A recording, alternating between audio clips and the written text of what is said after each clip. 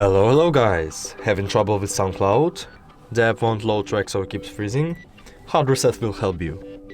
So let's go to the SoundCloud. And the first option is to close and open it again. Of course you need to be logged in, but I will show you like for example. Okay, if it didn't help you, you need to go to check the permissions of this application, which are in settings, apps, SoundCloud and app permissions. Let's go give it full access. Okay, and let's go back to the SoundCloud. And even if this option didn't help you, let's go to the uninstall and install it again.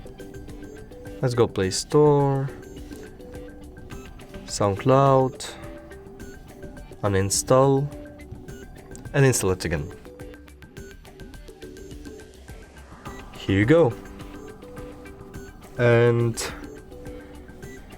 if this option also didn't help you, just switch networks or check your internet connection, and if it's good, just try to restart your phone, and I hope it will help you so much.